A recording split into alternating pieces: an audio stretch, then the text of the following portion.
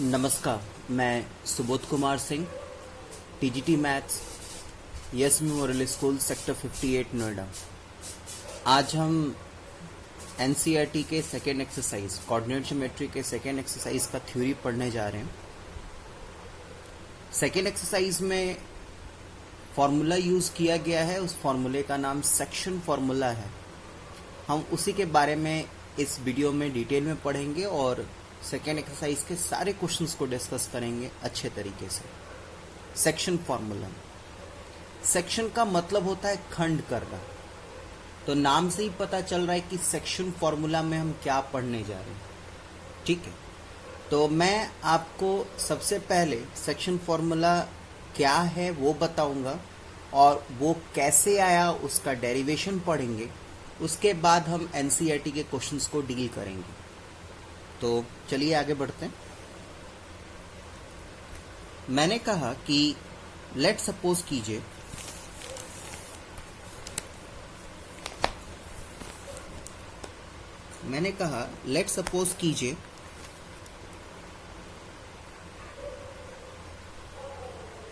मैंने एक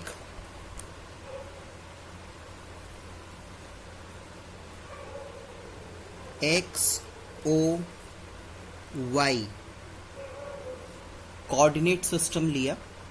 ठीक है, मैं आपको बता दूं, मैंने यहाँ पे नेगेटिव एक्सिस इसलिए नहीं लिया बेटा, क्योंकि as distance formula, section formula में भी बेसिकली हम डिस्टेंस को ही मेजर करेंगे और आपको पता है कि डिस्टेंस एक स्केलर क्वांटिटी होती है, इसलिए उसको नेगेटिव नहीं ले सकते हैं हम लोग।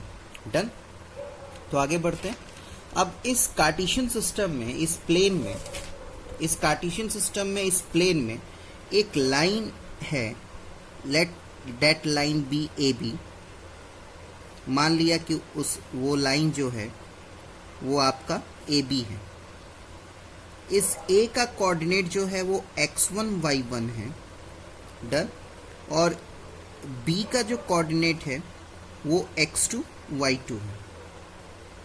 ठीक है, अब इस लाइन पे बेटा एक पॉइंट P लाई कर रहा है।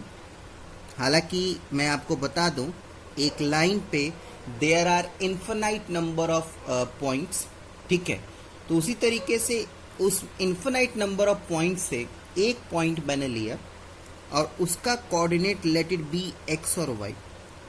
अब ये जो P पॉइंट है वो आपके पूरे लाइन को M1:M2 में डिवाइड कर रहा है रेशियो में।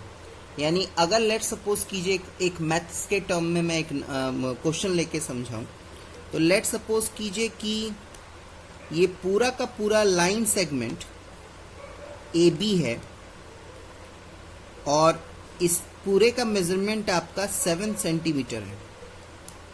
थोड़ा इस तरीके से आपको ज़्यादा समझ में आएगा। 7 सेंटीमीटर है। एक P पॉइंट लेते हैं जो कि इसको 4 सेंटीमीटर और 3 सेंटीमीटर में डिवाइड कर देगा। ठीक है, तो हम इसी चीज़ के बारे में बात कर रहे हैं। बस यहाँ पे मैं सेंटीमीटर यूनिट नेगलेक्ट कर रहा हूँ बेटा, क्योंकि रेशियो में यूनिट्स नहीं होता।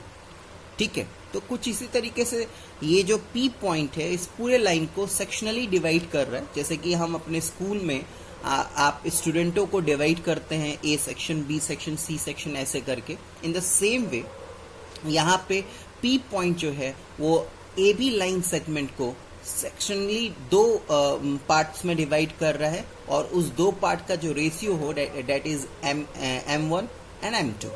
डन, ठीक है। अब आप जनरली क्वेश्चन आता क्या है कि इस P पॉइंट्स का कोऑर्डिनेट्स आपको निकालना है, तो उसका फॉर्मूला क्या होगा? उसका फॉर्मूला देखिए, उसका फॉर्मूला होगा बेटा x is equals to M1x2 plus M2x1 upon M1 plus M2, और y का जो होता है वो होता है M2y1 plus M1y2 upon M1 plus M2। Just cross multiply करना है। M1 है तो x2 के साथ, M2 है तो x1 के साथ, M1 x2 M2 x1, ठीक है, in the same way M1Y1 और M2Y1, sorry M1Y2, this is 2, और M2Y1, ठीक है, और नीचे में दोनों रेशियो का जो सम होगा। डन। अब हम डिस्कस करेंगे कि ये फॉर्मूला आया कहाँ से, ठीक है। तो उसके लिए एक हमें प्रूफ करने की ज़रूरत पड़ेगी, और उस प्रूफ में हमें एक कॉन्सेप्ट का हेल्प लेना पड़ेगा, and that concept is similarity. Similarity का हूबहू आप लोग कॉन्ग्रुएंसी ट्रायंगल चैप्टर क्लास 9 में पढ़ चुके हैं। बस मैं अभी जितना ज़रूरत है आप लोगों को उतना मैं बता रहा हूँ कि सिमिलैरिटी क्या होता है, ठीक है। जितना इस फॉर्मूले के प्रूफ में ज़रूरत है, बाकी हम ट्रायंगल्स चैप्टर जब पढ़ेंगे तो बहुत डिटेल में मैं पढ़ाऊंगा सारी बातों को, ठीक है। अब मैं फटाफट सिमिलैरिटी को क्लियर कर दूं। सबसे पहली बात, सिमिलैरिटी और कॉन्ग्रुएंसी में ज़मीन आसमान का फ़र्क है। जैसे मैं जर्नली बात करूं, मैं एक्सेप्शनल केस की बात नहीं कर रहा। अगर डे टू डे लाइफ में एग्जाम्पल बोले कि which two figures are congruent and which two figures are similar, तो आप अपने दोनों हाथ को देख लीजिए, आपके दोनों हाथ एक दूसरे के कॉन्ग्रुएंट होंगे, हूबहू। मैंने कहा एक्सेप्शनल केस की बात मैं नहीं कर रहा। डन। इन द सेम वे अगर मैं सिमिलैरिटी की बात करूं तो आप अपना हाथ जो है वो अपने फैमिली मेंबर के किसी भी पर्सन से कंपेयर कर लीजिए, अपने पापा के हाथ से, अपने मम्मी के हाथ से, या अपने बहन के हाथ से उसको कंपेयर कीजिए। आप देखेंगे कि there must be some little difference between shape and size. Done. ऐसा हो सकता है कि आपका हाथ आपके पापा से बड़ा हो या छोटा हो, ठीक है, लेकिन उसमें एक सिमिलैरिटी होती है, ठीक है। वो सिमिलैरिटी क्या है कि उनके हाथ में भी 5 उंगलियां होंगी और आपके हाथ में भी 5 उंगलियां होंगी, तो this is called similarity. Similarity, अगर दो फिगर सिमिलर है, इसका ये मतलब नहीं है कि उसका शेप और साइज सेम होगा, ठीक है। सिमिलैरिटी का मतलब है कि सिमिलर होना। अब क्या मतलब है उस चीज को ध्यान से सुनिए, क्या मैं कहने जा रहा हूं। इसके प्रूफ में हम लोग ए सिमिलैरिटी का हेल्प लेंगे। इसके प्रूफ में ए सिमिलैरिटी का हेल्प लेंगे। जैसे आप लोग कॉन्ग्रुएंसी में S S congruency, S S S congruency, S S congruency, A congruency ये पढ़ा था, R H S congruency. In the same way हम इसके प्रूफ में ए सिमिलैरिटी का हेल्प लेंगे। इस ए सिमिलैरिटी का मतलब क्या है कि लेट सपोज कीजिए कि हमारे पास 2 ट्राइंगल हैं। लेट सपोज कीजिए कि हमारे पास 2 ट्राइंगल हैं, A B C and P Q R. Done. अब इस दोनों ट्राइंगल में से कोई से भी 2 करस्पॉन्डिंग एंगल्स अगर इक्वल होंगे, लेट सपोज कीजिए कि ये और ये करस्पॉन्डिंग एंगल इक्वल है और ये करस्पॉन्डिंग एंगल इक्वल है, ठीक है। अगर ये कोई दिए हुए 2 ट्राइंगल में कोई से भी 2 करस्पॉन्डिंग एंगल्स आपके इक्वल होंगे, तो आपका दिया हुआ 2 ट्राइंगल एक दूसरे से सिमिलर होगा बाय ए सिमिलैरिटी, ठीक है। और ध्यान रखिएगा कि जब आपका 2 ट्राइंगल सिमिलर होगा तो उसके करस्पॉन्डिंग साइड्स के रेशियो, यानी ध्यान दीजिएगा यहां पे मैं कैसे लिख रहा हूं, P Q upon A B is equals to Q R upon B C is equals to P R upon A C. ये सेम रेशियो में होंगे। अब सेम रेशियो में होने का मतलब क्या है, लेट सपोज कीजिए कि अगर ये 4 सेंटीमीटर है, ए बी 2 सेंटीमीटर, ये 6 सेंटीमीटर है, ये 3 सेंटीमीटर है, and this one is 8 centimetre और दिस वन इज 4 सेंटीमीटर। तो अब जरा रेशियो निकालिए। पी क्यू आपका कितना है 4, ए बी कितना है 2, क्यू आर कितना है 6, बी सी कितना है 3, पी आर कितना है 8, ए सी कितना है 4। आप देखेंगे कि सबको सॉल्व करेंगे ना बेटा, तो आपका 2/1 यानी आपका रेशियो 2:1 होगा। तो इस बात का ध्यान रखिएगा कि अगर आपके दो ट्राइंगल सिमिलर हैं, ठीक है, तो उसके कॉरस्पॉन्डिंग साइड्स आपके सेम प्रोपोर्शन में होंगे, सेम रेशियो में होंगे। बस इतना ही कॉन्सेप्ट अभी मैं आपको बता रहा हूँ। बाकी के सारी बातें हम ट्राइंगल्स चैप्टर जब पढ़ेंगे तो और अच्छे से डिटेल में जानेंगे। तो आइए हम प्रूफ के तरफ आगे बढ़ते हैं। प्रूफ का काम मैं इसी डायग्राम में कर लेता हूँ, थोड़ा इजी भी रहेगा मेरे लिए, ठीक है। अब क्या करना है, मुझे सारे के पहले कोऑर्डिनेट्स अपने एक्सिस पे दिखा देने। अगर लेट सपोज कीजिए कि मैं ए का कोऑर्डिनेट लिखूं तो ऑब्वियसली ये मेरा x1 हो जाएगा और ये मेरा y1 हो जाएगा। डन। इन द सेम वे मैं अगर p का कोऑर्डिनेट लिखूं तो ये मेरा x हो जाएगा और ये मेरा आपका हो जाएगा y। इन द सेम वे अगर मैं b का कोऑर्डिनेट लिखूं तो ये मेरा हो जाएगा x2 और ये मेरा हो जाएगा बाबू y2। डन। मैं दो ट्राइंगल लूंगा, आप दोनों ट्राइंगल को देख पाएंगे इजिली।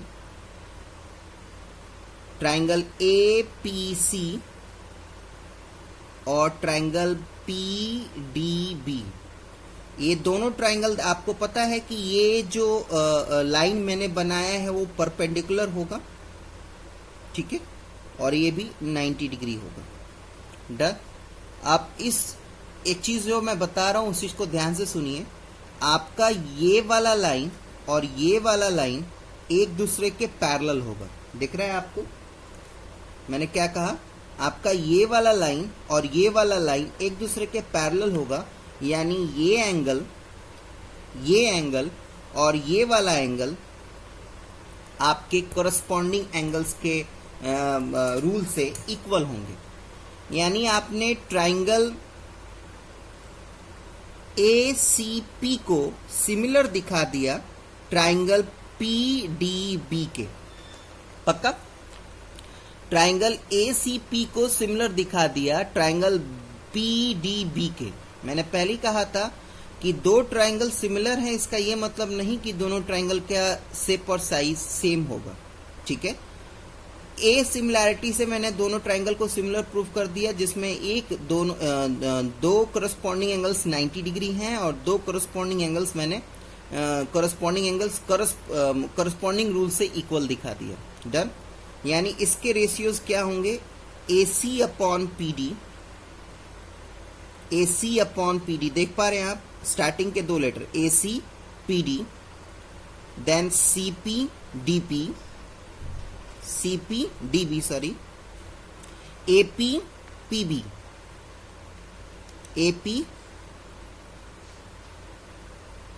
APPB। डन।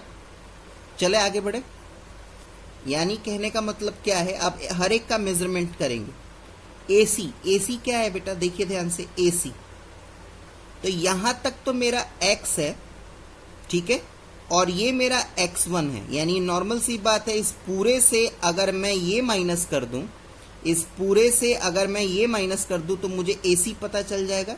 यानी मैं x से x1 माइनस कर दूंगा तो मुझे AC पता चल जाएगा, यानी x1 upon PD। In the same way PD की अगर मैं बात करूं, PD की, तो यहां से लेके यहां तक मेरा x2 है और यहां से लेके यहां तक मेरा x है। तो ऑब्वियसली मैं x2 से x माइनस कर दूंगा तो मुझे PD पता चल जाएगा। इन द सेम वे अगर मुझे CP पता करना है तो मुझे y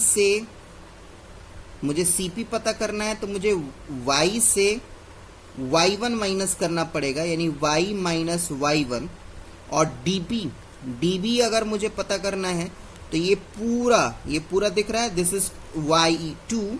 इस पूरे से मुझे इसको माइनस करना पड़ेगा, यानी y को माइनस करना पड़ेगा, यानी y2 माइनस y1। ठीक। व्हाट इज AP मेरा M1 है और PB मेरा कितना है? PB मेरा M2 है। ठीक है बेटा। तो मैं क्या करूंगा, सब x की वैल्यू निकालने के लिए मैं फर्स्ट और थर्ड टर्म लूंगा, फिर y की वैल्यू निकालने के लिए सेकेंड और थर्ड टर्म लूंगा। चले, तो x की वैल्यू निकालने के लिए मैंने फर्स्ट यानी x minus x1 upon x2 minus x is equals to m1 upon m2 first और थर्ड टर्म ले लिया। अब इसको सॉल्व कर देंगे, तो सॉल्व कीजिए, क्रॉस मल्टीप्लाई कीजिए, तो m2 x minus x1 m1 x2 minus x यानी m2x minus m2x1 is equals to m1x2 minus m1x। ठीक है, x वाले टर्म को मैं इधर लेके आऊंगा तो ये हो जाएगा m2x प्लस m1x, और इसको इधर लेके जाऊंगा तो m1x2 प्लस m2x1। ठीक, फिर x, इन दोनों में से x कॉमन ले लेंगे तो m2 plus m1 is equals to m1x2 plus m2x1। Done, यानी x is equals to m1x2 plus m2x1 upon m1 plus m2। ये आपका x का फॉर्मूला आ गया। ठीक, और जैसे ही आपका x का फॉर्मूला आ गया, इन द सेम वे जब आप इन दोनों टर्म को लेंगे, यहाँ पे देख पा रहे होंगे आप, जब आप इन दोनों टर्म को लेंगे तो आपका y का एक्सप्रेशन आ जाएगा।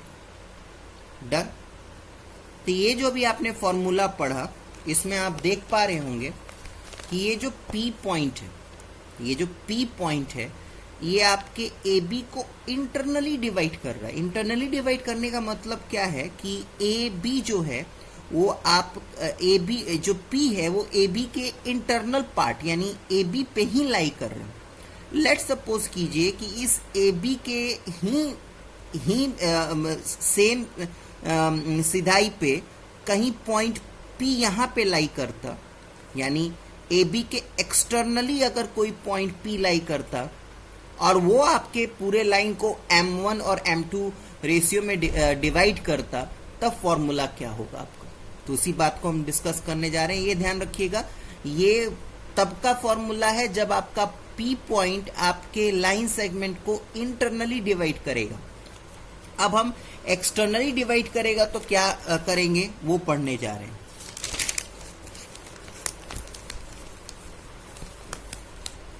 हम क्या पढ़ने जा रहे हैं, हम पढ़ने जा रहे हैं कि व्हेन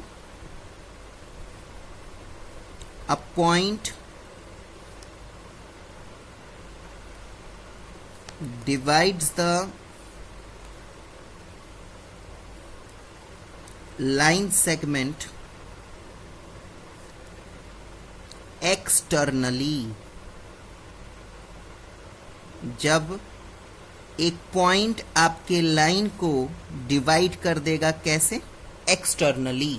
चले, तो देखिए, मैंने जैसे लिया था वैसे ही काम करूंगा। मैं एक कार्टेशियन प्लेन ले लूंगा जिसमें x और y दोनों के पॉजिटिव एक्सिस ही होंगे, x o y। एक लाइन सेगमेंट ले लूंगा मैं, AB नाम दे देता हूं मैं, और इसी लाइन सेगमेंट के ठीक सिधाई पे एक P पॉइंट ले लूंगा,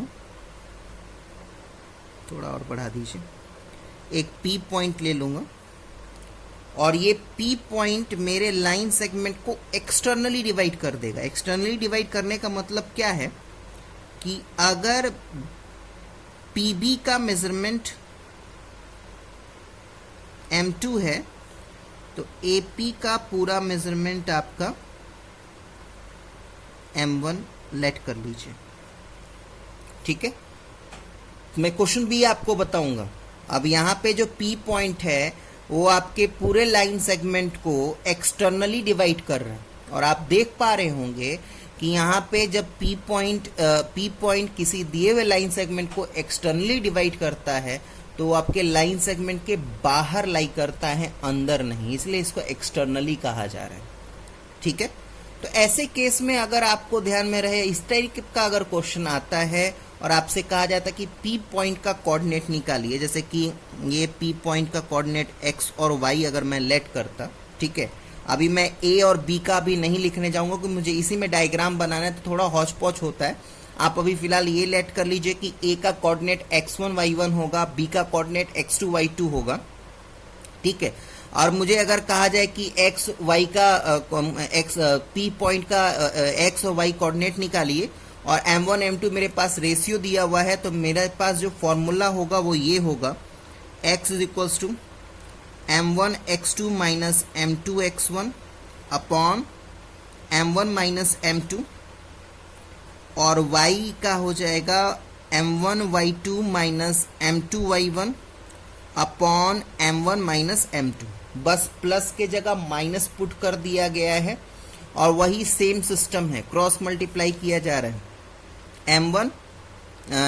m1 x2 और m2 x1, ठीक है। अभी लिखा नहीं है कोऑर्डिनेट, लेकिन मैंने पहले ही बता दिया था a का x1 y1 होगा, b का x2 y2 होगा। इन the same way m2 y1 और m1 आपका y2 हो जाएगा। डन। इस बात का भी ध्यान रखिएगा कि जो रेशियो दिया रहेगा उसमें बड़ा वाला ही m1 होगा, इस बात का ध्यान रहे, क्योंकि यहाँ पे माइनस साइन है ना बेटा, तो माइनस साइन में तो कुछ ज़्यादा चीज़ों को सतर्कता से लेना पड़ता है, ठीक है। अब चलिए पहले वाले की तरह इसके कोऑर्डिनेट्स में डिफाइन करूँ, तो कोऑर्डिनेट्स अगर मैं लिखूंगा तो ये मेरे कोऑर्डिनेट्स हो जाएंगे x1 y1। In the same वे अगर मैं b का लिखूंगा तो मेरे कोऑर्डिनेट्स हो जाएंगे x2 y2, और अगर p का मैं लिखूंगा कोऑर्डिनेट तो इसका मेरा हो जाएगा x और इसका हो जाएगा मेरा y, ठीक। सेम इसी तरीके से, लेकिन इस बार थोड़ा ट्राइंगल में बड़ा लूंगा मैं। एक ट्राइंगल आपका ACP हो जाएगा, आप देख पा रहे होंगे बड़ा वाला ट्राइंगल का, और एक ट्राइंगल आपका BDP हो जाएगा।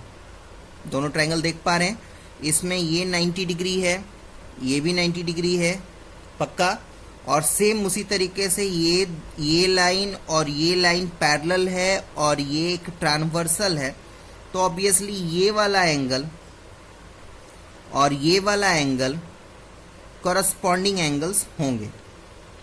डन। चलिए फिर इस तरीके से हमने क्या प्रूफ कर दिया, हमने ट्राइंगल ACP को सिमिलर प्रूफ कर दिया ट्राइंगल BDP के। डन।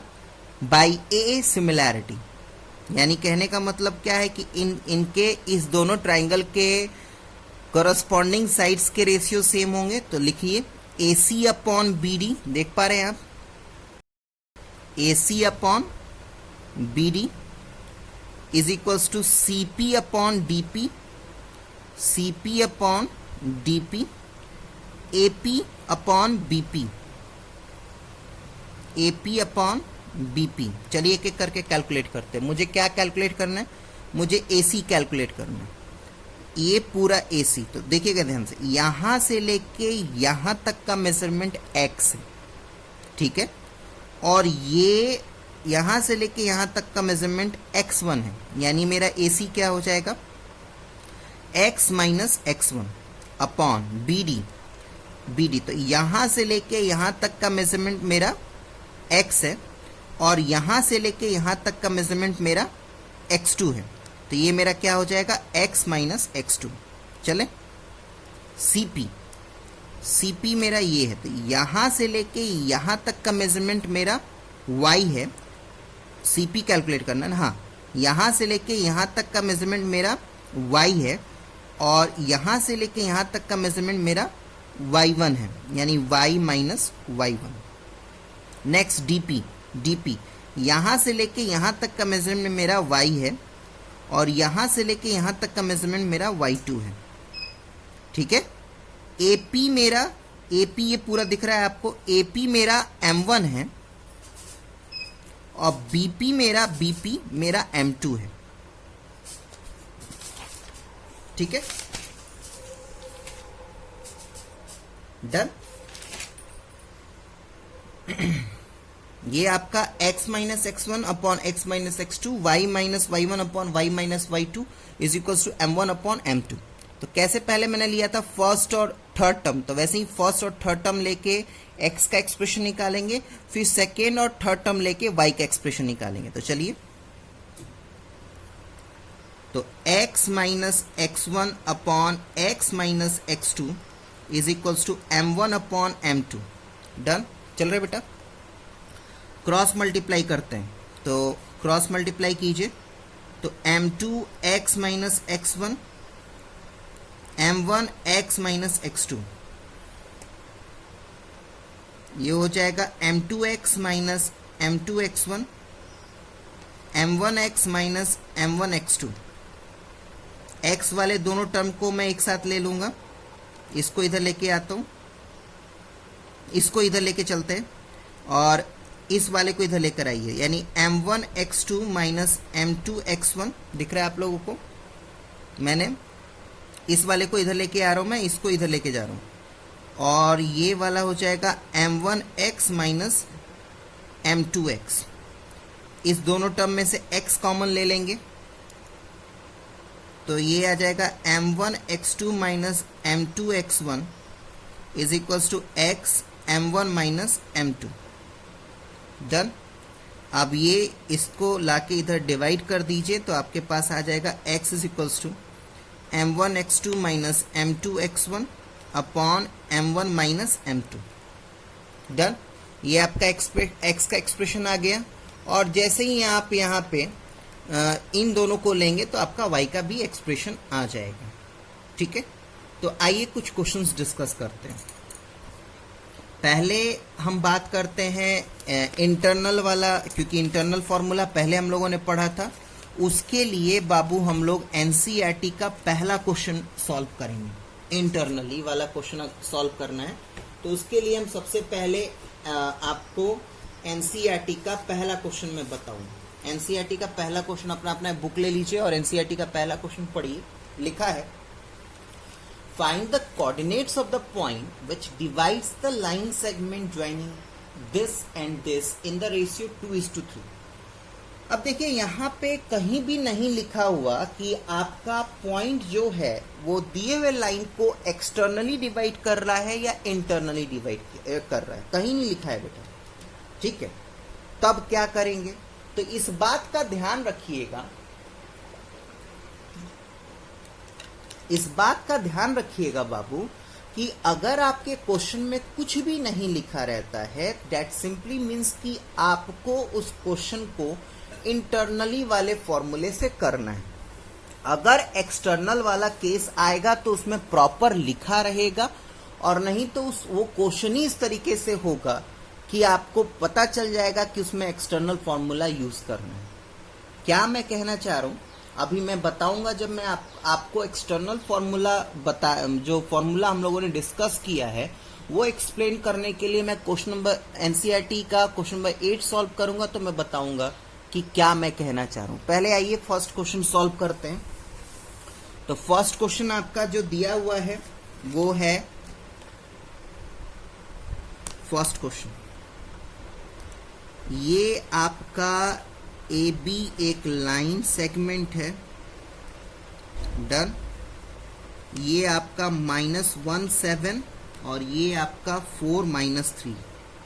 ये P पॉइंट है, इसका XY नहीं पता हमें, वो पता करना है, और रेशियो जो डिवाइडेड है वो 2:3 का है, यानी ये 2 और इसको 3 मान लेते हैं। आपको मन होगा तो 3 और 2 भी ले सकते हो। इंटरनल वाले में कोई प्रॉब्लम नहीं है बेटा, क्योंकि इंटरनल वाले में आपको क्या प्लस साइन है ना, तो आपको पता है कि plus is commutative in nature. Commutative in nature कहने का मतलब क्या है कि 1+2 कीजिए या 2+1 कीजिए, बात बराबर है। तो प्लस वाले में जो उतना हेजिटेशन मत रखिएगा। ठीक है, मैं क्या करता हूं, अपने सिंप्लिसिटी के लिए इसको x1 y1 ले लेता हूं और इसको x2 y2 ले लेता हूं, ताकि लिखते वक्त काम करेगा। This one is m1 and this one is m2। अब मुझे x और y कैलकुलेट करना है, तो मुझे मेरे टीचर ने पढ़ाया था कि x कैलकुलेट करना है तो आपको m1 x2 plus m2 x1 upon m1 plus m2 करना पड़ेगा। ठीक, चलें।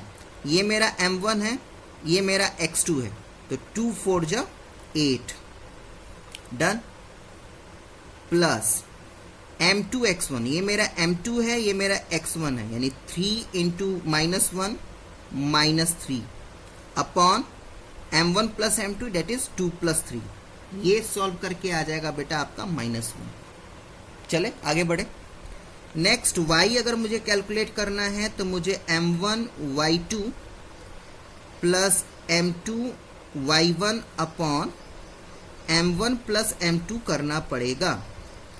मेरे लिए m1 2 है, y1 m1 2 है, y2 मेरा -3 है, यानी 2 3 जा 6 -6 प्लस m2 y1, तो 3 7 जा 21 अपॉन 2 + 3। ये सॉल्व करके आ जाएगा बाबू 3, ये -1 नहीं, ये 1 आएगा बेटा, ठीक है। सॉल्व, ये समझ में आ गया। अब एक एक्सटर्नल वाला मैं क्वेश्चन समझाने के लिए मैं क्वेश्चन नंबर 8 करता हूं, जरा ध्यान से देखिएगा। क्वेश्चन नंबर 8 पढ़िए क्या है। If A and B are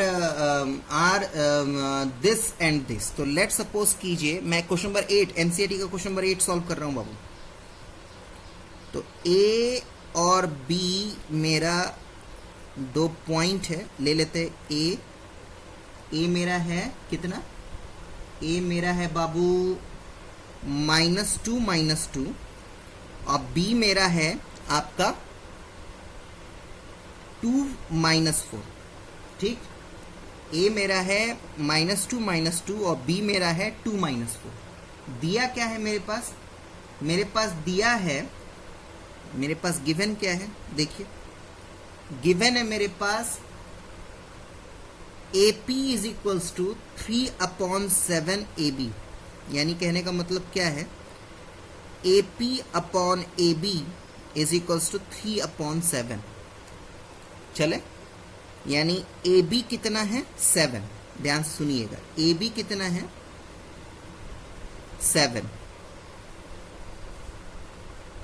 ठीक है, डन। और AP कितना है AP, अब डेट सिंपली मीन्स कि यहां पे P लाई करेगा, यानी ये मेरा कितना है AP 3। अब चलिए, आप समझ में आ रहा है। देखिए थ्योरी में मैंने जब पढ़ाया था तो वहां पे AB को लाइन सेगमेंट और P को मैंने एक्सटर्नल पॉइंट कहा था, जो कि आपके लाइन सेगमेंट को एक्सटर्नली डिवाइड कर रहा था। यहाँ पे आपके लिए PB एक लाइन सेगमेंट की तरह काम करेगा और A वो पॉइंट है जो आपके इस लाइन सेगमेंट को एक्सटर्नली डिवाइड कर रहा है इन द रेशियो 7:3। मैंने क्या सिखाया था कि जो बड़ा होगा उसको M1 मानेंगे, ठीक है, और जो छोटा होगा उसको M2 लेंगे, ठीक। अब ऑब्वियसली मुझे P पॉइंट निकालना है, तो P भी तो मेरे लिए लाइन सेगमेंट है ना, तो नॉर्मल सी बात है कि इसको मैं क्या मान लूंगा, अगर मैं B को x1 y1 मान रहा हूं तो P को मैं x2 y2 में ले लूंगा, क्योंकि बाबू लाइन सेगमेंट तो मेरा PB है ना। बात को समझिए, मैं मान रहा हूं कि आपको थ्योरी में पढ़ाया था कि AB लाइन सेगमेंट है और P एक ऐसा पॉइंट है जो आप उस लाइन सेगमेंट को एक्सटर्नली डिवाइड कर रहा है। लेकिन क्वेश्चन में तो मेरे बस में नहीं है ना, यहाँ पे PB को लाइन सेगमेंट और A को वो पॉइंट माना जा रहा है जो कि पूरे PB लाइन सेगमेंट को एक्सटर्नली डिवाइड कर रहा है। तो आपको पता है कि x1 y1 और x2 y2 आपके कोऑर्डिनेट्स होते हैं लाइन सेगमेंट के पॉइंट्स के, और जो आपका P पॉइंट का जो कोऑर्डिनेट होता है वो xy होता है, जो आपने अभी तक फॉर्मूला में पढ़ा है। इसलिए मैं नाम भी इसी तरीके से लिख रहा हूं, जब फॉर्मूला में सब्स्टिट्यूट करूंगा तो आपको सब्स्टिट्यूशन करने में दिक्कत ना हो, नथिंग एल्स।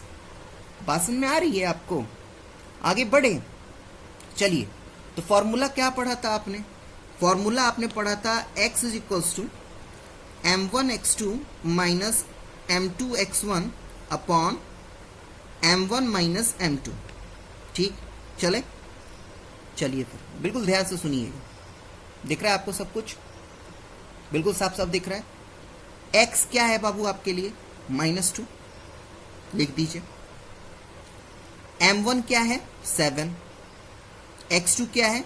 x2 आपको निकालना ही है, यानी क्या हो जाएगा 7x2 माइनस m2 क्या है बाबू आपके लिए 3 और x1 क्या है आपके लिए 2, तो 3 2 जब 6 upon m1 minus m2, obviously आपका 7 माइनस 3 यानी 4 होगा। तो आपके पास x2 का एक्सप्रेशन आ गया। अब इसको अगर आप सॉल्व करेंगे ना, -2 is equal to 7x2 minus 6 upon 7 minus 3, अब इसको अगर आप सॉल्व करेंगे ना तो आपका x2 का एक्सप्रेशन, जो x2 का वैल्यू आएगा वो आएगा -2 अपॉन 7। बात समझ में आई? वैसे ही y के लिए लिखिए, तो y इज इक्वल्स टू क्या आएगा, m1 y2 minus m2 y1 upon m1 minus m2। Done. y क्या है मेरे लिए -2, m1 7 है, y2 नहीं दिया यानी 7y2 माइनस m2 y1 यानी 3 4 जा 12 minus 12 upon m1 minus m2 यानी 7 में से 3 घटा तो 4 बचा।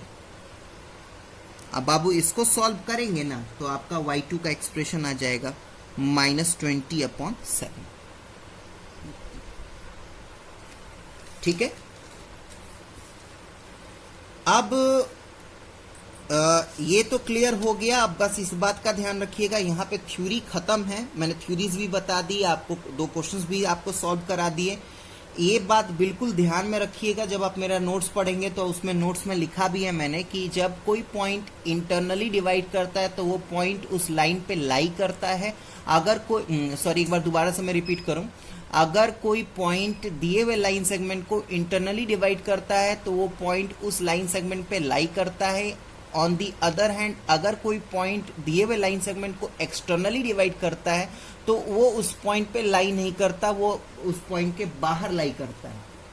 चले आगे बढ़े। बिल्कुल आगे प्रोसीड करने से पहले एक क्वेश्चन और मैं बताऊंगा बेटा, एनसीईआरटी में तो नहीं है लेकिन वो कॉन्सेप्ट बहुत अच्छा है इसलिए मैं बता रहा हूं, ताकि क्वेश्चन जब अगर आए पेपर में तो आप इस मेथड से उसको सॉल्व कर पाए। बात है यहाँ पे 3 पॉइंट के कोलिनियरिटी प्रूफ करने की। ठीक है, ये क्वेश्चन हालांकि हम लोगों ने कर रखा है, इस क्वेश्चन को मैं मना नहीं कर रहा। जैसे कि मेरे पास क्वेश्चन दिया है, क्या क्वेश्चन है मैं आपको पहले लिख दूं। मेरे पास 3 पॉइंट्स दिए हैं, a -3 -1, c -1 1 और b 1 3। ठीक है, ये 3 पॉइंट्स दिए हुए हैं। अब मुझे प्रूफ करना है कि ये कोलिनियर होंगे या नहीं होंगे। डिस्टेंस फॉर्मूला यानी कोऑर्डिनेट ज्योमेट्री का एनसीईआरटी का पहला जब एक्सरसाइज हम पढ़ रहे थे तो उसमें डिस्टेंस फॉर्मूला से इसको कैसे प्रूफ करना है ये ऑलरेडी हम लोगों ने डिस्कस कर रखा है। लेकिन सेक्शन फॉर्मूला से इस चीज को प्रूफ करना थोड़ा इजी होता है, इसलिए मैं आपको चाह रहा हूं कि आपके साथ इस बात को डिस्कस करें।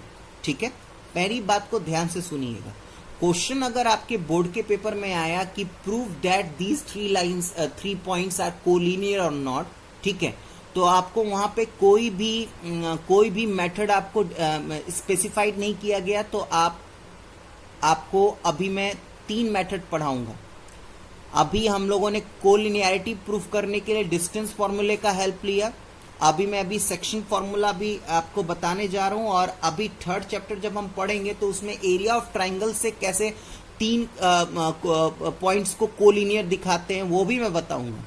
तो जब आपके क्वेश्चन में मेथड स्पेसिफाइड ना हो तब आप किसी भी मेथड से इसको सॉल्व कर लीजिए। लेकिन इस बात का ध्यान रखिएगा कि अगर आपके क्वेश्चन में स्पेसिफाइड रहा, यानी आपसे कहा जा रहा है कि so that these 3 points are collinear by using distance formula, so that these 3 points are collinear by using section formula, so that these 3 points are collinear by area of triangle formula, तब आपको उस method को ही follow करना पड़ेगा, तब जाके आपको number मिलेगा।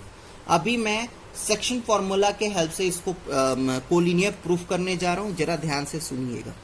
कभी भी इस टाइप का क्वेश्चन आए तो मैंने पिछले वाले की तरह जैसे सिखाया था वैसे लेट कर लीजिएगा कि ये तीनों पॉइंट आपके सेम लाइन पे हैं, बाद में अगर बाई चांस हम प्रूफ नहीं कर पाए कि ये कोलिनियर है तो हम लिख देंगे कि since our hypothesis is wrong therefore these 3 points are not collinear. Done, इतना कर लेंगे हम लोग। अब आपको दिख रहा है कि ये इंटरनल वाले केस की तरह आ गया, ठीक है।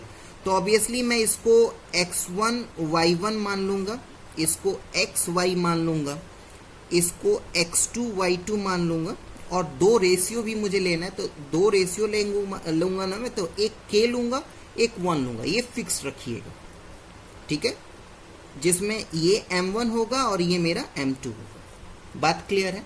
अब फॉर्मूला लिखिए। अब आप फॉर्मूला लिखिए। फॉर्मूले में आपको पढ़ाया गया है कि x is equals to m1 x2 plus m2 x1 upon m1 plus m2। x का वैल्यू क्या है आपके पास? -1। m1 क्या है? k, और x2 क्या है? 1, यानी k into 1 is k, plus m2 is 1, x1 आपका -3 है, यानी 1 into -3 is -3, upon m1 plus m2 यानी k प्लस 1, ठीक है। डन, आपके पास क्या एक्सप्रेशन आ गया? -1 is equal to k plus -3, जो आगे चल के -3 हो जाएगा, अपॉन k प्लस 1। इसको जब आप सॉल्व करेंगे तो आपका k का वैल्यू 1 आएगा। ठीक, क्लियर है? अभी थोड़ा सा और रुकिए। y का फॉर्मूला लिखिए। तो y का फॉर्मूला आपको पढ़ाया गया m1 y2 plus m2 y1 upon m1 plus m2। चले, अब यहाँ पे मैं थोड़ा सा, हाँ अब दिख रहा है स्क्रीन में सब कुछ आपको? हाँ, चलिए आराम से देखिएगा। y आपके लिए क्या है? 1 लिख दीजिए। m1 y2 यानी k into 3k plus m2 y1 यानी 1 into -1 is -1 upon m1 plus m2 यानी k प्लस 1। इसको सॉल्व करेंगे तो k का वैल्यू 1 आएगा। यानी कहने का मतलब क्या है बेटा? अब आप आराम से बातों को समझिए। जैसे जैसे मैंने सिखाया वैसे वैसे कीजिएगा। अगर आपको 3 पॉइंट दिया रहे और कोई मेथड नहीं दिया रहे कि प्रूफ कीजिए कि ये कोलिनियर है या नहीं, तो आप सबसे पहले सेक्शन फॉर्मूले का हेल्प लीजिएगा, क्योंकि इस मेथड से किसी भी 3 पॉइंट को कोलिनियर प्रूफ करना बहुत ज़्यादा इजी है, जल्दी कैलकुलेशन हो जाता है। तो आपने सबसे पहले उस तीनों पॉइंट को एक लाइन में लगा दिया। ए बी को ऐसे लिखिएगा, सी को वैसे लिख दिया। डन। अब आपको पता है कि ए के कोऑर्डिनेट्स को x1 y1 मानते हैं, बी के कोऑर्डिनेट्स को x2 y2 मानते हैं, और जो आप रेशियो लेंगे ये पक्का रखिएगा कि एक आप k लेंगे और एक आपका 1 लेंगे, ये मत चेंज कीजिएगा। m1 m2, उसके बाद जो आपको फॉर्मूला बताया गया उस फॉर्मूले पे सारे वैल्यू को पुट करके कैलकुलेट कीजिए। दोनों केस में अगर k का वैल्यू सेम आया, ये कोई जरूरी नहीं है कि हमेशा 1 ही आएगा, सेम आना चाहिए। अगर दोनों केस में अगर आपका k का वैल्यू सेम आया, दैट सिंपली मीन्स कि आपका दिया हुआ तीनों पॉइंट कोलिनियर होगा। अगर ऐसा नहीं होता है तो आपका दिया हुआ तीनों पॉइंट कोलिनियर नहीं होगा बेटा, इस बात का आपको ध्यान रहे, ठीक है। तो यहाँ पे ओवरऑल सारे थ्योरीज खत्म हो गए हैं। अब हम एनसीईआरटी के बचे हुए क्वेश्चंस को करेंगे। 1 मैंने ऑलरेडी आप लोगों के साथ डिस्कस कर रखा है। अभी चलिए हम क्वेश्चन नंबर 2 के पे चलते हैं, ठीक है। सेकेंड क्वेश्चन, अब सिंपली एनसीईआरटी का क्वेश्चन सॉल्विंग रह गया बेटा, और कुछ नहीं रहा, ठीक है। तो आराम से एनसीईआरटी के क्वेश्चंस को पढ़ेंगे और सॉल्व करेंगे। चले बेटा, सेकेंड क्वेश्चन लिखा है, पढ़िए। Find the coordinates of a point of a trisection of the line segment, ठीक है। सेकेंड क्वेश्चन में आपका एक लाइन सेगमेंट दिया है ए बी, और उस ए बी के कोऑर्डिनेट्स भी दिए हैं 4 -1 और b -2 -3, ये दिया हुआ है बाबू। अच्छा, ट्राई सेक्शनली डिवाइड किया गया है, यानी 2 पॉइंट लेंगे C और D, और ट्राई सेक्शनली यानी 3 सेक्शन में इस लाइन सेगमेंट को डिवाइड किया गया है।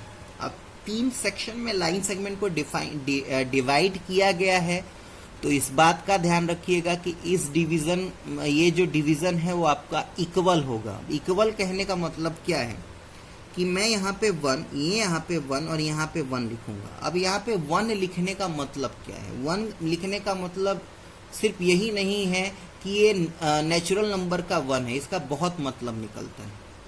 क्या है, बात को समझिए, यहाँ पे फोकस कीजिएगा, मैं क्या समझाना चाह रहा हूँ। लेट सपोज कीजिए कि मैं सेम केस जो है ए बी लेता हूँ, ठीक, और ये पूरा जो ए बी है वो 9 सेंटीमीटर का है बेटा, और ये सी और डी पॉइंट है जो कि इस पूरे लाइन सेगमेंट को, जो कि 9 सेंटीमीटर का है, 3 भाग में डिवाइड कर रहा है। ट्राई सेक्शन एंड 3 इक्वल भाग में डिवाइड कर रहा है। डेट सिंपली मीन्स कि ये 3 सेंटीमीटर होगा, ये 3 सेंटीमीटर होगा, ये 3 सेंटीमीटर होगा। यही इसका मतलब है ना। पूरा अगर लाइन सेगमेंट का मेजरमेंट 9 है, अभी सेंटीमीटर मीटर में नहीं बोल रहा क्योंकि आपको पता है कि रेशियो में यूनिट नहीं होता। तो अगर पूरे लाइन सेगमेंट का जो मेजरमेंट है वो 9 है, कोई 2 पॉइंट उस पूरे लाइन सेगमेंट को 3 भाग में डिवाइड कर रहा है, तो 3 भाग में डिवाइड करने का क्या मतलब है कि तीनों भाग का मेजरमेंट जो होगा, हर एक भाग का मेजरमेंट 3 सेंटीमीटर का होगा, ठीक है, या 3 मीटर का होगा। तो यहाँ पे तो मुझे नहीं पता ना बाबू कि यहाँ पे ए बी का मेजरमेंट कितना है। अब डिस्टेंस फॉर्मूला लगाने से बढ़िया है कि अच्छा, ये भी ध्यान में रखिएगा कि रेशियो निकालने का मतलब क्या है। यहाँ पे अगर मैं जैसे AC अपॉन CD निकालूं, जैसे मैं लिखूं AC अपॉन CD, ठीक, तो ऑब्वियसली 3/3 यानी 1/1 यानी 1:1 ही आएगा ना। वही चीज तो यहाँ पे कहना चाह रहा हूं मैं, वही चीज तो यहाँ पे कहना चाह रहा हूँ। ध्यान से सुनिए, आपने बोला कि नहीं हम 1 नहीं लेंगे, हम इसको पूरा का पूरा 9 सेंटीमीटर मान लिया कि डिस्टेंस फॉर्मूला लगा के ए बी के हेल्प से हम पूरा मेजरमेंट निकाल लेते हैं। लेट इट बी कि वो 9 सेंटीमीटर आ जाए। 9 सेंटीमीटर के अकॉर्डिंगली सर ये 3 सेंटीमीटर होगा, ये 3 सेंटीमीटर होगा। लेकिन जब रेशियो निकालेंगे AC अपॉन CD का, तब तो रेशियो आपका 1:1 होगा। और ये बेटा रेशियो ही तो मैं लिख रहा हूं, यहाँ पे रेशियो की ही तो बात हो रही है। बात समझ में आया? तो चलिए अब C और D का मेजरमेंट निकालते हैं। इस टाइप का क्वेश्चन बिल्कुल पक्का रखिए। अभी आप 3 भाग में डिवाइड कर रहे हैं। अभी आप जैसे कि question number 9 I think, question 9 में जब आप पहुंचेंगे तो 4 भाग में डिवाइड किया जाएगा। तो 4 भाग में डिवाइड किया जाएगा यानी हर एक भाग एक का होगा। तो एक का मतलब नेचुरल नंबर का 1 नहीं है, वो रेशियो बता रहा है आपको। बात समझ में आया? तो C का कोऑर्डिनेट है आपका XY ले लीजिए, और D का coordinate X dash Y dash ले लीजिए। सेम इसी तरीके से मैं X1 Y1 ले लूंगा इसको, और इसको X2 Y2 ले लूंगा। चलें अब एक एक करके चलेंगे। तो मैं C के लिए कैलकुलेट कर रहा हूं, C के लिए। तो फॉर C दोबारा से डायग्राम बनाना पड़ेगा। ये C, ये D, ये A। A मेरा है 4-1, जिसको मैंने X1 Y1 ले रखा है। C का मैं कोऑर्डिनेट्स निकालने जा रहा हूँ, इसलिए लिख रहा हूँ। D का कोऑर्डिनेट अभी नहीं निकालना, इसलिए मैं लिख नहीं रहा। ये -2 -3 है, और इसको मैं X2 Y2। अब C का कोऑर्डिनेट निकालना है, यानी मुझे AC पता होना चाहिए और CB पता होना चाहिए, ठीक है। तो AC ऑब्वियसली ये आपका ये 1 है, और CB कितना होगा आप ही बताइए। CB कितना होगा? CB आपका 1 + 1 यानी 2 होगा। पक्का है ना? ये ही तरीका है सॉल्व करने का क्वेश्चन। ध्यान से सुनिए और समझने की कोशिश कीजिए। यहाँ पे 3 भाग में डिवाइड किया जा रहा है, हर एक भाग आपका 1 है। तो C से B तक का कितना मेजरमेंट होगा? 1 + 1 2। बात समझ में आया? ठीक है। तो आपके पास ये M1 आ गया, आपके पास ये M2 आ गया, और बाकी सबका मेजरमेंट आपको पता है। तो X का वैल्यू निकालिए चलिए। तो X = क्या आ जाएगा? M1 X2 + M2 X1 upon M1 + M2। ये मेरा M1 है, ये मेरा X2 है। तो 1 × -2 क्या होगा? -2 बोलिए, प्लस M2 X1, तो 2 4 जा 8 अपॉन M1 + M2 यानी 3 यानी ये पूरा सॉल्व करके आंसर आएगा 2। y निकालिए तो m1y2 plus m2y1 upon m1 plus m2, m1y2 यानी -3, m2y1 तो 2 into -1 is -2, m1 plus m2 यानी 1 प्लस 2, यानी ये आंसर आएगा आपका -5/3। बात समझ में आ रहा है ना? चलिए अब फॉर डी निकालते हैं। डी के लिए कैलकुलेशन करेंगे। फॉर डी के लिए कैलकुलेशन कीजिए। तो ये आपका जैसे मैंने बनाया था वैसे ही बनाएंगे। ये आपका ए है, सी है, डी है, दिस वन इज बी। ए आपका है 4 - 1, इसमें मैं x1 y1 लिख दूंगा। b है मेरा -2 -3, इस पे मैं x2 y2 लिख दूंगा। क्योंकि मुझे d निकालना है इसलिए d का कोऑर्डिनेट्स लिख रहा हूँ, c को नेगलेक्ट करूंगा। अब मुझे ad पता होना चाहिए, d भी पता होना चाहिए, यानी इस बार मेरा ad जो है वो 2 होगा, 1 और 1 2, और db जो है वो 1 होगा। चले अब निकालिए,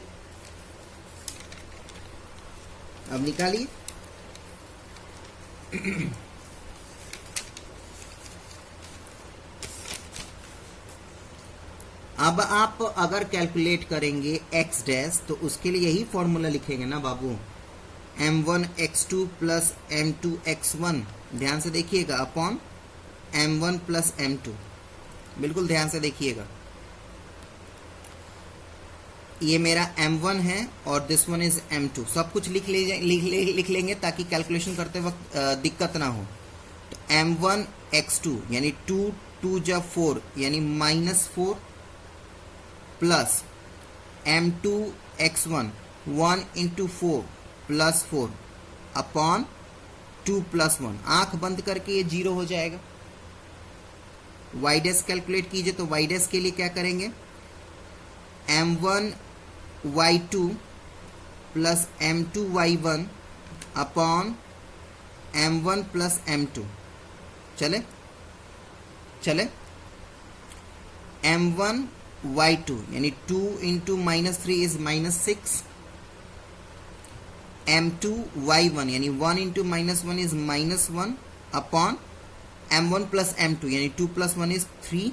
ये आपका सॉल्व करके आ जाएगा -7/3। ठीक है, चलिए क्वेश्चन नंबर 3 की तरफ चलते हैं। क्वेश्चन नंबर 3 पढ़िए क्या लिखा हुआ है। To conduct sports day activity in your rectangular shape school ground ABCD, lines have been drawn with the chalk powder at a distance of 1 meter each। तो जो आपके पास NCERT बुक में डायग्राम है उसको ध्यान से देखिए। मैं एक रफ डायग्राम तैयार करता हूँ आप लोगों के लिए ताकि हम चीज़ों को समझ पाएँ। जैसे कि यहाँ पे x डेस्क के जगह यहाँ पे ABCD ग्राउंड लिया गया है, A B और CD ऐसे करके रेक्टेंगुलर शेप का एक ग्राउंड लिया गया है। और आपसे कहा जा रहा है क्या कि ये जो हर एक मीटर पे ये जो ट्रैक बना हुआ है उसका विड्थ जो है वो आपका 1 मीटर का है। बात समझ रहे हैं आप लोग? वो आपका 1 मीटर का है। यानी कहने का मतलब क्या है कि अगर मैं यहाँ पे 1 2 3 लिखूं, ठीक है, तो A से थर्ड ट्रैक का डिस्टेंस जो होगा वो 3 मीटर का होगा। वहीं पे सेकेंड ट्रैक का जो A से जो डिस्टेंस होगा वो 2 मीटर का होगा। वहीं पे अगर मैं इधर y एक्सिस के तरफ मूव करूं, जो कि आगे चल के यहाँ पे D लिखा हुआ है फिगर में, तो हर एक मीटर पे, अब A से लेके यहाँ तक की बात करें तो 1 मीटर के दूरी पे एक गमला रखा हुआ है। इन द सेम वे यहाँ से लेके यहाँ तक की बात करें तो फिर एक और गमला रखा हुआ। तो इस तरीके से यहाँ से लेके यहाँ तक 100 गमले रखे हुए हैं। बात क्लियर है? अब चलिए क्वेश्चन को आगे बढ़ाते हैं। 100 flower pots have been placed at a distance of 1 meter from each other along AD। AD के अलोंग 100 पॉट्स गमले रखे गए हैं 1-1 मीटर के दूरी पे। अब Niharika runs 1/4 the distance AD. अब निहारिका जैसे कि आप देख पा रहे होंगे सेकेंड ट्रैक पे दौड़ रही है, आपके फिगर में भी निहारिका सेकेंड ट्रैक पे दौड़ रही होगी। तो लेट्स सपोज कीजिए कि सेकेंड ट्रैक पे निहारिका यहाँ पे, ठीक है। अब अगर ये एन फॉर निहारिका मैं लिख देता हूँ, एन फॉर निहारिका, ठीक। अगर ये निहारिका है तो ऑब्वियसली ये पूरे को मैंने एक कार्टेशियन सिस्टम मान लिया है, नहीं मैंने इसको, इस ट्रैक वाले मेजरमेंट को मैंने एक्स एक्सिस मान लिया है और जिधर पॉट रखा गया है उसको वाई एक्सिस मान लिया है। तो ऑब्वियसली मैं निहारिका का अगर कोऑर्डिनेट बोलूँ तो उसका एब्सिसा 2 हो जाएगा क्योंकि ये सेकेंड ट्रैक पे दौड़ रही है। डन। अब आइए हम वाई एक्सिस फाइंड आउट करते हैं। तो वाई एक्सिस फाइंड आउट करने के लिए आपको एडी का मेजरमेंट निकालना पड़ेगा और एडी का मेजरमेंट अगर आप निकालना चाह रहे हैं तो 1/4 निहारिका दौड़ चुकी है किसका, एडी। अगर मुझे ऑर्डिनेट निकालना है तो ऑर्डिनेट तो वाई एक्सिस बताएगा ना बाबू, और इस केस में वाई एक्सिस क्या है, इस केस में वाई एक्सिस एडी है और निहारिका एडी का कितना डिस्टेंस कवर कर चुकी है, 1/4। अब इसको 1/4 को सॉल्व कीजिए तो 1/4 और एडी कितना है टोटल 100, तो ये सॉल्व करके आ जाएगा आपका 25। डन। यानी ओवरऑल अगर मैं निहारिका का टोटल एप्सिसा की बात करूं तो 2 और ऑर्डिनेट की बात करूं तो 25। इन द सेम वे आगे बात करते हैं। Preet runs 1/5 the distance AD of on the 8th line. अब इसी तरीके से आगे बढ़िए तो यहाँ पे 4, 5, 6, 7 और 8 आ जाएगा। तो एक प्रीत नाम का स्पोर्ट्स, अब प्रीत नाम की लड़की है, वो आपकी 8th लाइन यानी 8th ट्रैक पे दौड़ रही है। डेट मीन्स कि इसका एप्सिसा 8 हो जाएगा और वो एडी का 1/5 दौड़ गई है।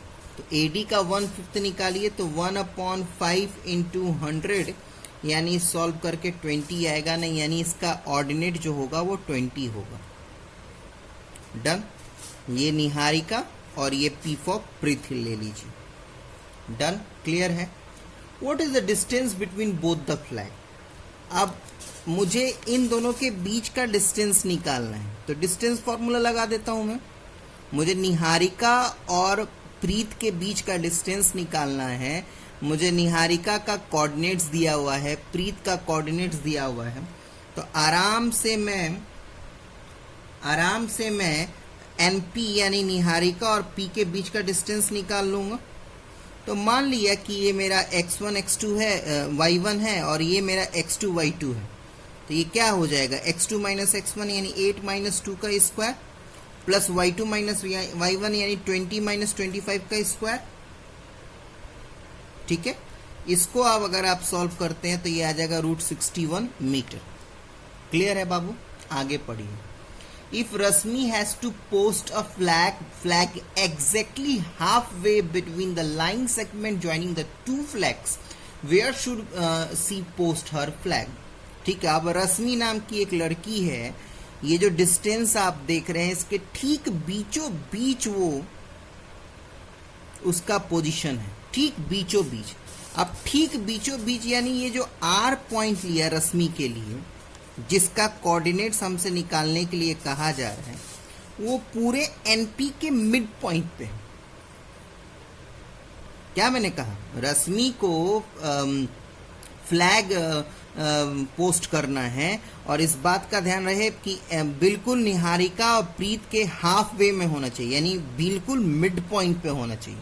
यानी मिड पॉइंट पे होने का मतलब क्या है कि ये जो आर पॉइंट है वो एनपी का मिड पॉइंट होगा और मिड पॉइंट का अगर मुझे कोऑर्डिनेट x और y निकालना है और ये मेरा x1 y1 है, ये मेरा x2 y2 है, तो डेट सिंपली मीन्स कि मुझे x निकालने के लिए क्या करना होगा, मुझे x निकालने के लिए करना होगा x1 + x2/2।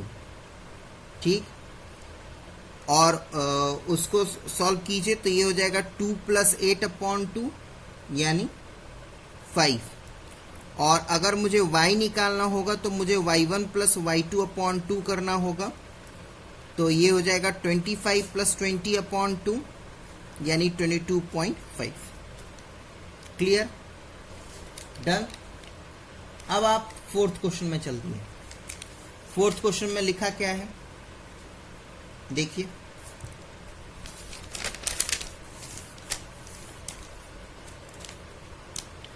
Fourth question,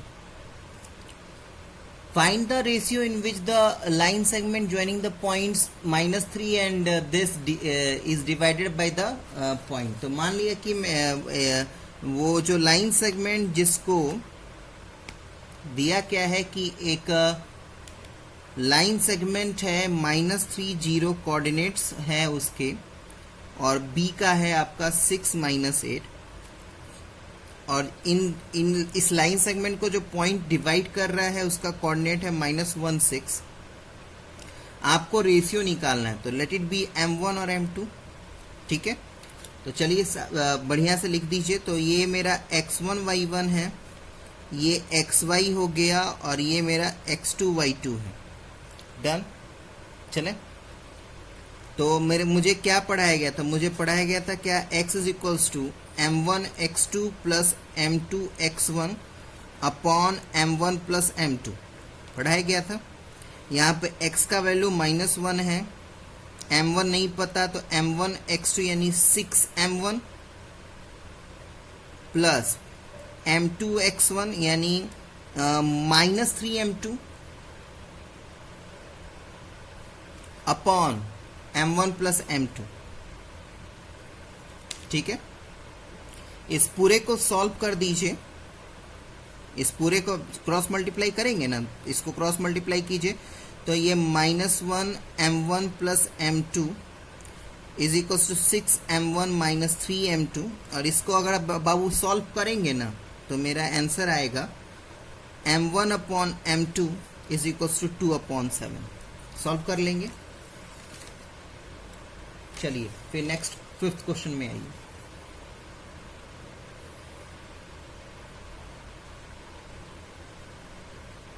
fifth question में आइए।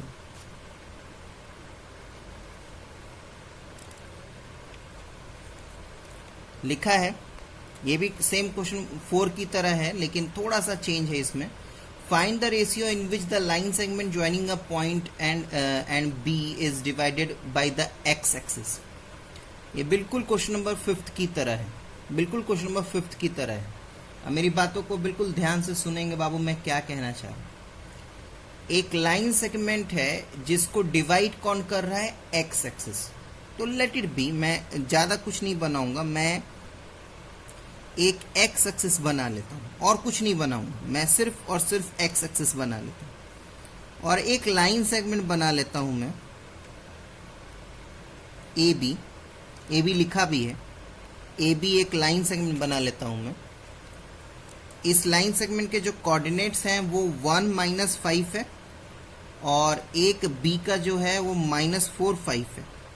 ठीक है, अब ये जो लाइन सेगमेंट है वो एक्स एक्सिस उसको डिवाइड कर रहा है, एक्स एक्सिस उसको डिवाइड कर रहा है। दैट सिंपली मीन्स कि कोई पॉइंट यहाँ पे पी है जो कि एक्स एक्सिस पे लाई करेगा, जो कि इस ए बी को डिवाइड कर रहा है।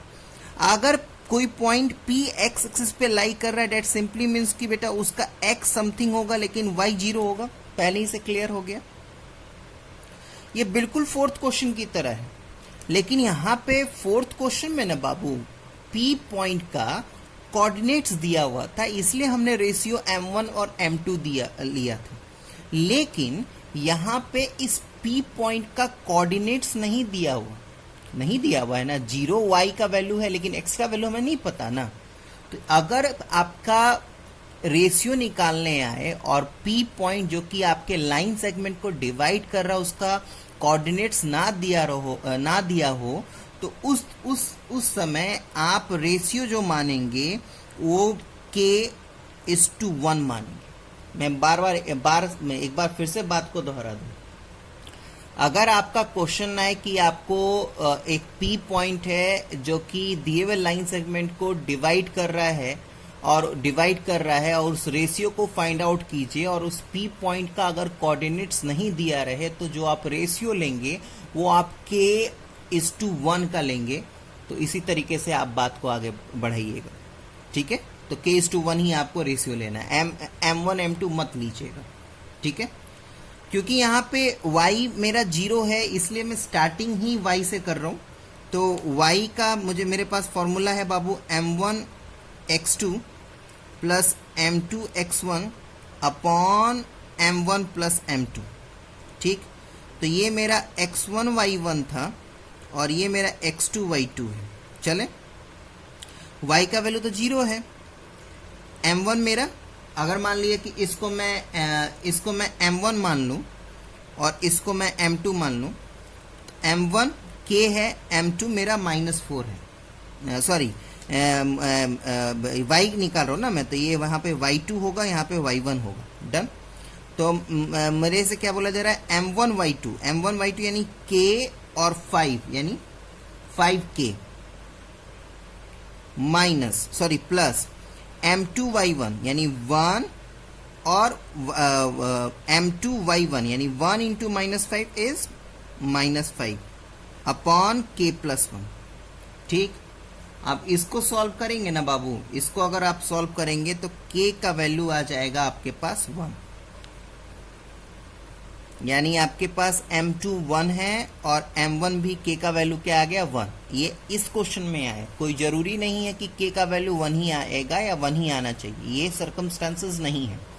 सर्कमस्टांसेस क्या मैंने बताया आपको कि अगर कोई पॉइंट दिया रहे और कहा जाए कि वो पॉइंट आपके दिए हुए लाइन सेगमेंट को डिवाइड कर रहा है और उस जो डिवाइड कर रहा है उस रेशियो के निकालिए, और वो पॉइंट का कोऑर्डिनेट्स नहीं दिया रहे, तब आपको रेशियो k:1 लेना है। ये सर्कमस्टांसेस है।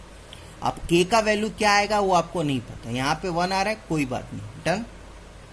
अब जब आपको रेशियो पता चल गया 1:1 का, तो x का वैल्यू निकाल दीजिए। तो x का वैल्यू निकालने के लिए क्या फॉर्मूला यूज करेंगे, m1 x2 plus m2 x1 upon m1 plus m2, ठीक है। तो पुट कीजिए वैल्यू, तो फिगर पे ध्यान दीजिएगा, क्या है m1 x2 यानी 1 into -4 m2 x1 1 into 1 is 1 यानी -4 + 1, चले, यानी -4 + 1 और m1 प्लस m2 यानी 1 + 1, ठीक है। इसको सॉल्व करेंगे तो आपका -3/2 आ जाएगा, डन। यानी जो p पॉइंट का जो कोऑर्डिनेट है आपका, इसका जो कोऑर्डिनेट है वो -3/2 0 आ गया, डन। और रेशियो आपका क्या आया, रेशियो आया आपका 1:1। तो दोनों आपने पी पॉइंट का कोऑर्डिनेट्स भी पता कर लिया, आपने रेशियो भी पता कर लिया, ठीक है। अब चलते हैं हम 6th क्वेश्चन पे, आइए 6th क्वेश्चन यहां पे कर लेते हैं। लिखा है, ध्यान से देखिएगा,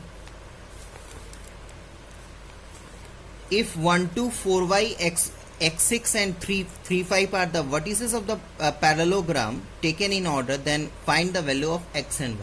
पैरेललोग्राम लीजिए, पैरेललोग्राम बना लीजिए, और पैरेललोग्राम बनाने के बाद सेम ऑर्डर में, अब सेम ऑर्डर में कहने का मतलब क्या है कि अगर आप यहाँ से लिखना स्टार्ट कर रहे हैं तो पहला वाला 1 2, फिर दूसरा वाला b का कोऑर्डिनेट हो जाएगा, तीसरा वाला आपका सी का कोऑर्डिनेट हो जाएगा, और चौथा वाला डी का कोऑर्डिनेट हो जाएगा। तो ये सेम ऑर्डर में होगा। अगर मुझे डी से स्टार्ट करना होता तो यहाँ पे 1 2, यहाँ पे 4y, यहाँ पे x6 और यहाँ पे 3 5, इसी को सेम ऑर्डर कहा जाता है। अब मुझे निकालना क्या है, मुझे x और y की वैल्यू निकालनी है। तो इसमें हम पैरेललोग्राम के प्रॉपर्टी का यूज करेंगे। एक्चुअली में जो पैरेललोग्राम के डायगोनल्स होते हैं ना, वो एक दूसरे को बाइसेक्ट करते हैं। अब बाइसेक्ट करने का मतलब क्या है कि अगर मैं इसका नाम दे दूं मैं O, तो इस बात का ध्यान रखिएगा कि BD के लिए O मिड पॉइंट की तरह काम करेगा, वहीं पे AC के लिए O भी मिड पॉइंट की तरह काम करेगा। डन, क्लियर है। अब इस बात का भी ध्यान रखिएगा कि पैरेललोग्राम के दोनों डायगोनल इक्वल होते हैं। पहला प्रॉपर्टी में लिखो, diagonal AC is equals to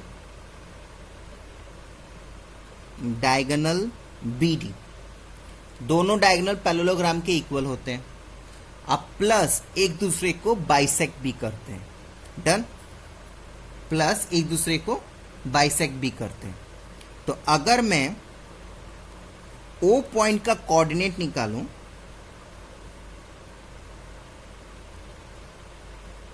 coordinates of O point in case of AC, तो वो इक्वल होने चाहिए coordinates of O point in case of BD। बात को समझिए, यहीं पे समझेंगे। बिल्कुल छोटा सा क्वेश्चन है, समझने का बस फेर है। आपके पास पैरेललोग्राम दिया हुआ है। पैरेललोग्राम की पहली प्रॉपर्टी मैंने यूज की, क्या कि पैरेललोग्राम के दोनों डायगोनल्स इक्वल होते हैं। इक्वल कर दिया। अब मैंने बोला कि पैरेललोग्राम के दोनों डायगोनल्स एक दूसरे को बाइसेक्ट करते हैं। अब बाइसेक्ट करने का मतलब क्या है कि O पॉइंट जो आपको दिख रहा है वो AC का भी मिड पॉइंट है और BD का भी मिड पॉइंट है। अब मेरे से बोला जाएगा कि O पॉइंट का कोऑर्डिनेट निकालिए। तो coordinates of O point in case of AC जो निकालूंगा, वही कोऑर्डिनेट्स अगर मैं BD लेके चलता हूं तो दोनों इक्वल होगा, क्योंकि AC और BD इक्वल है। अब सेक्शन फॉर्मूला में अगर मिड पॉइंट का कोऑर्डिनेट्स निकालना होता है तो क्या करना होता है? x1 प्लस x2 अपॉन 2, यही करना होता है ना। अगर सेक्शन फॉर्मूला AC पे O कोऑर्डिनेट निकालने के लिए सेक्शन फॉर्मूला लगाइए तो 1 plus x upon 2, 1 plus x upon 2, 2 plus 6 upon 2, 2 plus 6 upon 2 equals to.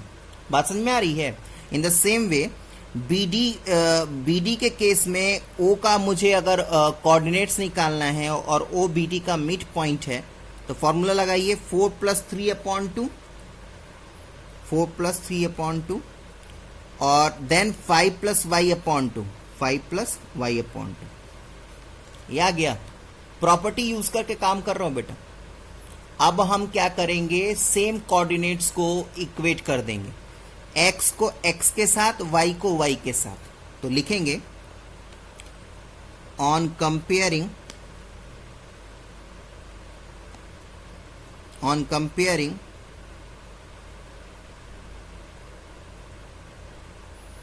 Coordinates of both side, दोनों साइड के कोऑर्डिनेट्स को कंपेयर कर दीजिए।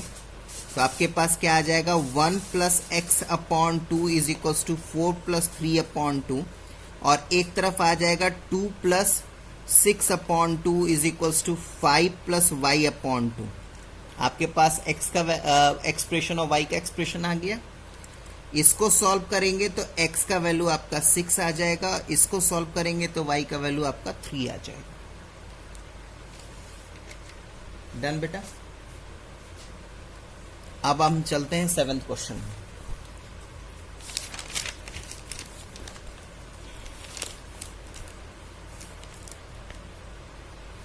सेवेंथ क्वेश्चन क्या है, देखिए पढ़िए। लिखा है find the coordinates of a point where AB is the diameter of a circle whose centre is 2-3 and B is 1-4। ठीक है, एक सर्कल दिया हुआ है, ध्यान से देखिएगा। एक सर्कल दिया हुआ है, AB आपका डायमीटर है, O आपका सेंटर है, इसका कोऑर्डिनेट 2-3 दिया हुआ है, इसका कोऑर्डिनेट 1-4 दिया हुआ है, और इसका कोऑर्डिनेट मुझे निकालना है। तो क्योंकि A का कोऑर्डिनेट्स हम x1 y1 लेते हैं तो इसलिए मैं x1 y1 ले रहा हूँ। इसको मैं x2 y2 में ले लेता हूँ बेटा, क्योंकि ये O पॉइंट है जो AB लाइन सेगमेंट को डिवाइड कर रहा है, इसलिए इसका कोऑर्डिनेट मैं xy ले रहा हूँ। अब आपको पता है कि ये O जो है वो सर्कल का सेंटर है और AB ए बी सर्कल का डायमीटर। डन। आप डेट सिंपली मीन्स कि O is a mid point of A B. अगर मिड पॉइंट दिया रहे तो एक्स निकालने के लिए बस एक ही फॉर्मूला है, x1 प्लस x2 अपॉन 2 कर दीजिए। तो x का वैल्यू क्या दिया हुआ है देखिए मेरे पास, x का वैल्यू मेरे पास है 2, x1 मुझे पता करना है, x2 का वैल्यू मेरे पास 1 है अपॉन 2। ठीक है, इसको आप सॉल्व करेंगे तो x1 का वैल्यू आ जाएगा 3। बात समझ में आया। ऑन दी अदर हैंड अगर आपको y निकालना है तो y के लिए मुझे करना होगा y1 plus y2 upon 2। y का वैल्यू क्या दिया हुआ है, y का वैल्यू दिया हुआ है -3। y1 मुझे नहीं पता, y2 का वैल्यू दिया है 4 अपॉन 2। y1 का वैल्यू सॉल्व करके आपका 10 आ जाएगा। चले 8th क्वेश्चन बेटा ऑलरेडी डिस्कस कर चुका हूं मैं जब मैं थ्योरी पढ़ा रहा था, इसलिए डायरेक्टली 9th क्वेश्चन में आऊंगा। मैंने बताया भी था कि 9th क्वेश्चन जो है वो आपका क्वेश्चन नंबर 2 की तरह है। 2nd क्वेश्चन में दिए हुए लाइन सेगमेंट को 3 भाग में डिवाइड किया गया था, इसमें 4 भाग में डिवाइड करेंगे। ठीक है, 4 इक्वल पार्ट्स। अब 4 इक्वल पार्ट्स 9th क्वेश्चन देखिए। 9th क्वेश्चन पढ़िए क्या है, find the coordinates of a point which divides the line segment joining A, B into 4 equal parts। अब एक लाइन सेगमेंट बाबू बना लीजिए। इस लाइन सेगमेंट का जो कोऑर्डिनेट है वो A-2 2 है। ठीक है, और B का जो कोऑर्डिनेट है वो 2 8 है। अब 3 पॉइंट ले लूंगा मैं P, Q, R। P, Q, R। ये पी क्यू आर इस पूरे लाइन सेगमेंट को 4 इक्वल भाग में डिवाइड कर रहा है। 4 इक्वल भाग में डिवाइड कर रहा है, यानी ये एक है, ये एक है, ये एक है, ये एक है। सेम उसी तरीके से, सेम उसी प्रोसीड्यूर से चलेंगे बेटा। थोड़ा लॉन्ग क्वेश्चन है, आराम से सॉल्व करेंगे, सारा आंसर आ जाएगा।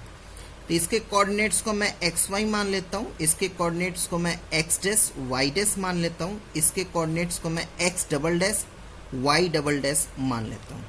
चलिए फिर फॉर पी निकालते हैं। डन, एक एक करके चलिए। फॉर पी के लिए देखिए क्या करना होगा मुझे। पी के लिए मुझे ए बी बनाना पड़ेगा। ए बी के कोऑर्डिनेट्स लिखने पड़ेंगे -2 2। बी के भी कोऑर्डिनेट्स लिखने पड़ेंगे 2 8। ये पी, ये क्यू और ये आर। ठीक, मुझे क्योंकि अभी पी पॉइंट नहीं निकालना है इसलिए मैं सिर्फ एक्स वाई लूंगा, बाकी के नहीं लिखूंगा। ए से लेके पी तक का रेशियो मेरा 1 हो जाएगा, ये मेरा m1 की तरह काम करेगा। और पी बी का मेरा हो जाएगा 3, ये मेरा m2 की तरह काम करेगा। क्लियर है। ऑलरेडी 2nd क्वेश्चन में मैंने बता रखा है बाबू, 1 2 3 और ये सिर्फ 1 है। ठीक है, तो नॉर्मल सी बात है कि अगर मैं x निकालूं तो मुझे फॉर्मूला लगाना पड़ेगा m1 x2 plus m2 x1 upon m1 plus m2। ठीक है, तो m1 x2 1 into 2 is 2, m2 x1 3 into -2 is -6, m1 plus m2 3 plus 1 is 4। इसको सॉल्व करके आएगा -1। डन। y का वैल्यू आप m2 x1 plus m1 x2 upon m1 plus m2 करेंगे। m2 y1 plus m1 y2 upon m1 plus m2 करेंगे। तो m1 क्या है, m1 मेरा 1 है, y2 इज 8, तो 1 into 8 is 8 plus m2 is 3, y2 is 2, 3 2 just 6 upon 4। ये solve करके आएगा 7.2।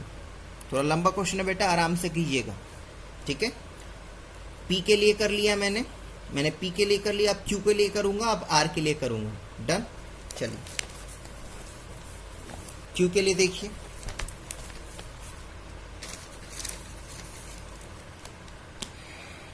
फॉर q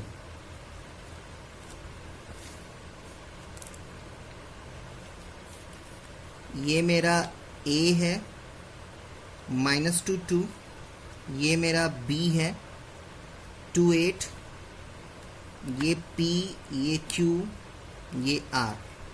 P का मैंने x डैश y डैश माना था।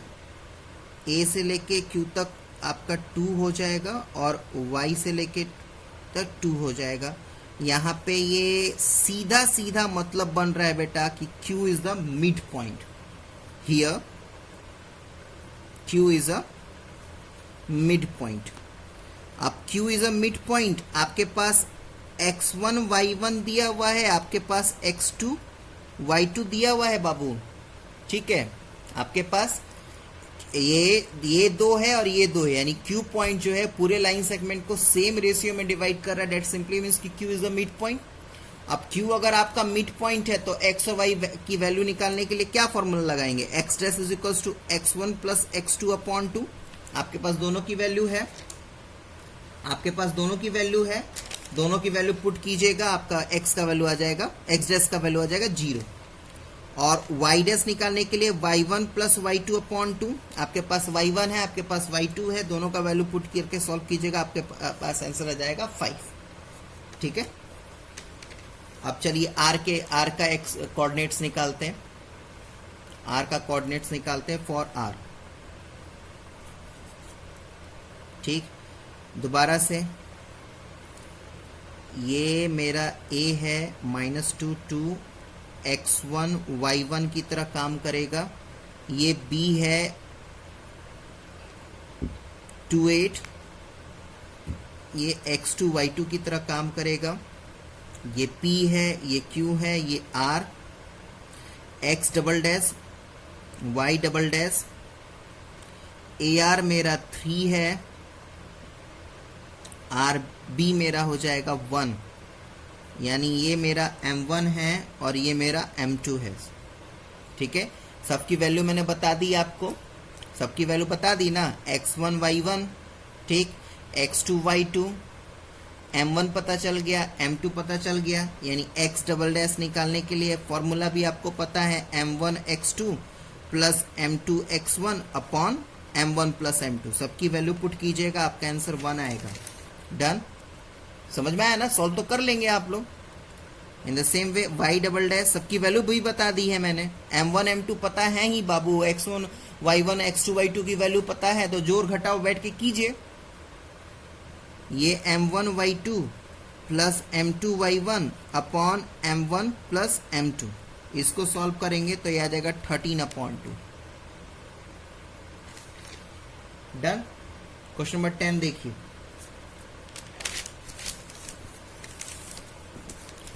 क्वेश्चन नंबर 10 पढ़िए क्या दिया है।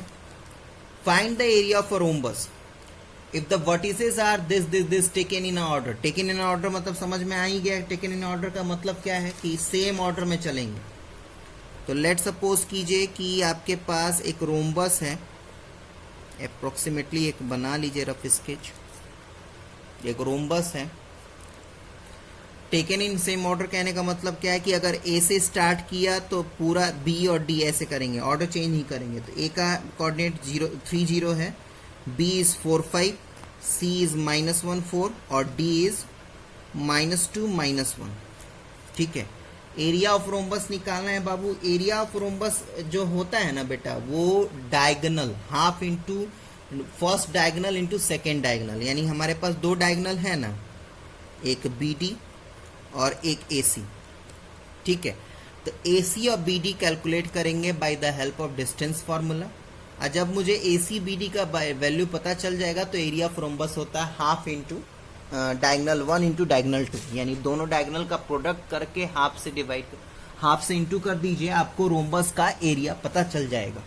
ठीक है, तो चलिए फटाफट कैलकुलेट करते हैं। AC का मेजरमेंट कीजिए। तो AC का मेजरमेंट करेंगे आप लोग, डिस्टेंस फार्मूला लगा रहा हूं बेटा, -1 -3 का स्क्वायर प्लस 4 -0 का स्क्वायर। देख लीजिए यहां पे x1 y1 x2 y2। ठीक है, तो सॉरी, ये मैंने ले लिया x1 y1 और ये मैंने ले लिया x2 y2। देख लीजिए x2 माइनस x1 यानी -1 -3, y2 माइनस y1 यानी 4 - 0, वही लिखा है। सॉल्व करेंगे तो इसका आंसर आएगा 4√2 यूनिट्स। डन। आगे बढ़िए। BD ये आपका आ जाएगा 4 + 2 का स्क्वायर प्लस 5 + 1 का स्क्वायर। ठीक है, देखिए कैसे। यहां पे मैंने इसको x2 y2 ले लिया, इसको x1 y1 ले लिया, तो x2 माइनस x1 यानी 4 -2 यानी 4 + 2, y2 माइनस y1 यानी 5 -1 यानी 5 + 1। ठीक, डन। तो इसको सॉल्व करेंगे तो ये आपका आ जाएगा 6√2 यूनिट्स। ठीक, अब एरिया निकाल दीजिए। तो एरिया ऑफ रोम्बस क्या हो जाएगा? Rhombus ABCD is equals to half into AC into BD। आपके पास सबकी वैल्यू दी हुई है। AC इज 4√2 और BD इज 6√2। इसको सॉल्व करेंगे तो 24 स्क्वायर यूनिट्स आपका आंसर आ जाएगा। ठीक है, तो यहाँ पे एक एक्सरसाइज खत्म हुआ। बाकी जो नेक्स्ट एक्सरसाइज है वो नेक्स्ट वीडियो में डिस्कस करेंगे। तब तक के लिए अपना ध्यान रखिए। धन्यवाद।